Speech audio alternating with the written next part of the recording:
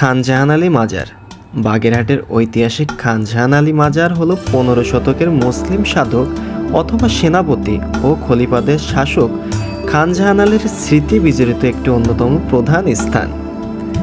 550 বছরের পুরনো এই মাজারের ঐতিহ্য, অলৌকিক বিশ্বাস এবং বর্তমান যুগের প্রাসঙ্গিকভাবে তুলে ধরেন।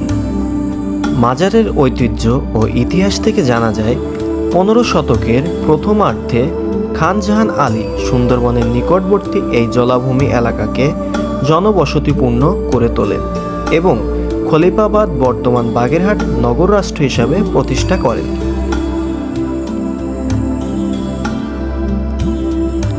মাজার কমপ্লেক্সটি বর্গাকৃতি, যা পোড়ামাটির, টেরাকোটা ও জটিল খোদাই দ্বারা কাজ করা হয়ে থাকে।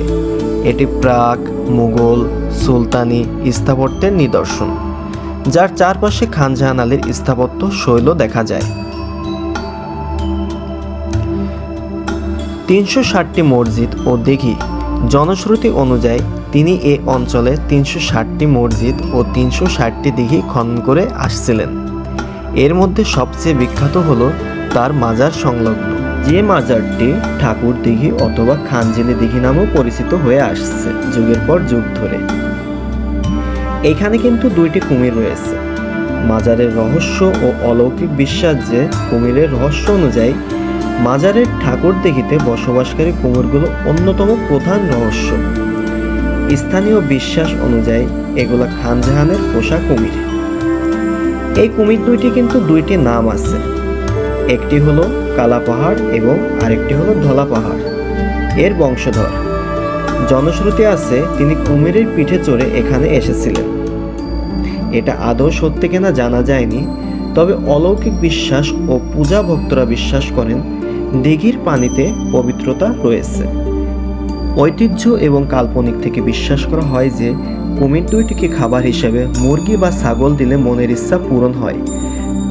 এবার আসা যাক বর্তমান যুগের ঐতিহ্য ও অবস্থান। বর্তমানে মাজার কমপ্লেক্সটি এবং এর কাছাকাছি অবস্থিত 60 গম্বুজ মসজিদ ইউনেস্কো বিশ্ব ঐতিহ্যবাহী স্থানের অংশ হিসেবে স্বীকৃতি পেয়েছে। প্রতি বছর চৈত্র মাসের পূর্ণিমায় এখানে 3 দিন ব্যাপী অরস মেলা, যেখানে দেশ বিদেশ থেকে ভক্তরা চলে আসেন। অতীতে কালা পাহাড় এবং ধলা পাহাড় থাকলেও বর্তমানে কুমিরগুলো 2005 সালে ভারত থেকে আনা কুমিরের বংশধর। এটা অবিশ্বাস্য হলেও সত্যি যে বর্তমানে কালা পাহাড় এবং ধলা পাহাড় বলতে কিছুই নেই। এখানে যা আছে তা 2005 সালে ভারত থেকে আনা হয়েছিল কুমিরের বংশধর, যা এখন ধলা পাহাড় নামে পরিচিত। মাজারের ঐতিহাসিক স্থাপত্য সংরক্ষণ ও কুমিরগুলোকে কেন্দ্র করে নতুন প্রযুক্তির মাধ্যমে নজরদারি বা পর্যটন ব্যবস্থা উন্নত করা হয়েছে। তবে মাঝে মাঝে কুমিরের খাদ্য নিয়ে বিতর্ক তৈরি হয়। এটি এখন কেবল একটি ধর্মীয় স্থান নয়, বরং বাংলাদেশের দক্ষিণ পশ্চিমাঞ্চলের সবচেয়ে বড় পর্যটন কেন্দ্র ও সাংস্কৃতিক ঐতিহ্যের ধারক। বাগেরহাটের খান জাহান আলী মাজার আজও তার অত্যাধিক ও ঐতিহাসিক স্থাপত্যের জন্য অনন্য।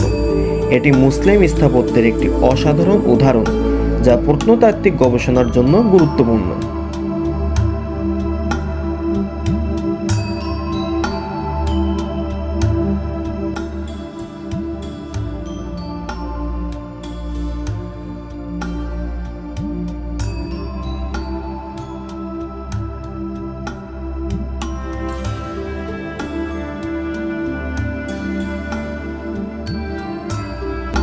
এইবার আসা যাক এই খান জাহান আলী মাজারের কিছু অলৌকিক ঘটনা নিয়ে, যা দিঘির রহস্যময় কুমির, ধলা পাহাড় ও কালা পাহাড়কে নিয়ে গঠিত। ঐতিহাসিক বিশ্বাস হিসেবে প্রচলিত আছে যে হযরত খান জাহান আলী দিঘি খননের সময় 2টি কুমির পালন করতেন, যাদের নাম ছিল ধলা পাহাড় এবং কালা পাহাড়।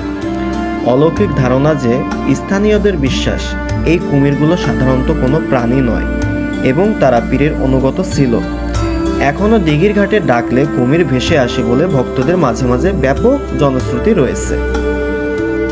আরও জানা গেছে মাজার ও দিঘির তলদেশে কোনো গোপন সুড়ঙ্গ বা কক্ষ আছে কিনা তা নিয়ে মানুষের মাঝে অনেক কৌতূহল ও রহস্য দানা বেঁধে আছে।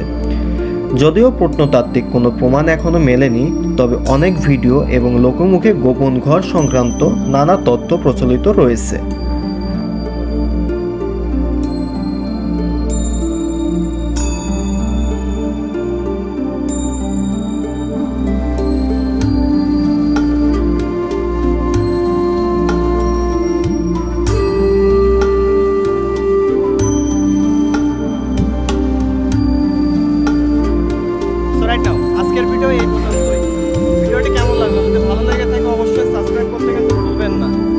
আর দেখা হবে নতুন কোনো ভিডিওতে, নতুন কোনো স্থানে আবার।